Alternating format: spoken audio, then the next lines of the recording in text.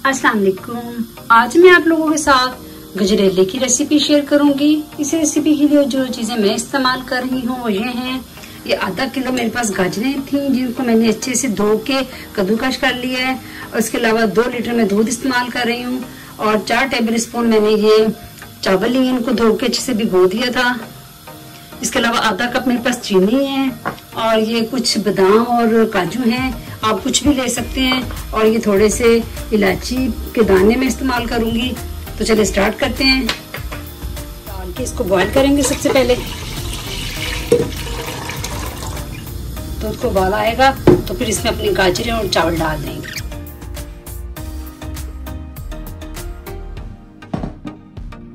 साथ ही चावल डाल देंगे और इनको तकरीबन आधा घंटा पकने देंगे हल्की आंच पे। जब चावल मैश हो जाएंगे तो फिर ये चावल और गाजरों के साथ भून जाएंगे, फिर गजरेला तैयार होगा। अब इनको आधा घंटा इसी तरह। ये देखिए इसमें मैंने इलायचियाँ भी डाल दी हैं, इलायचियों के दाने निकाल के डाल दिए थे। और अब इसको 5 मिनट हो गए पकते हुए को। अब तकरीबन और 25 मिनट और इसको हल्की आंच पे पकने देंगे। ये देखिए आधा घंटा मजीद इसको पकते हुए हो गया। अब ये तकरीबन तैयार है। तो अब इसमें चीनी डाल देंगे। चीनी डाल के मजीद इसको 10 मिनट और पकाएंगे। चीनी अपनी मर्जी से आप कम ज़्यादा भी कर सकते हैं।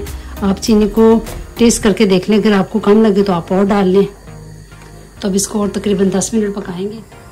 अब ये देखिए गजरेला बिल्कुल तैयार हो गया। इसको मुझे 1 घंटा और 20 मिनट लगे हैं इसको पकाने में टोटल टाइम। तो ये देखें बिल्कुल परफेक्ट बन गया है। चावल और गाजरें आपस में भल के मैश हो गई हैं।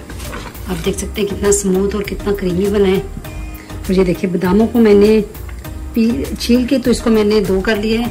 अब इसको इसमें डाल देंगे और ये काजू भी डाल देंगे। थोड़े से मैंने रख दिए गार्निश के लिए और ये काजू चलेंगे। अब हम अपनी डिश में डाल देंगे और ठंडा करके इसको खाएंगे। इसको डिश में डाल देंगे अपने बाउल में, जिसमें भी आप सर्व करना चाहें।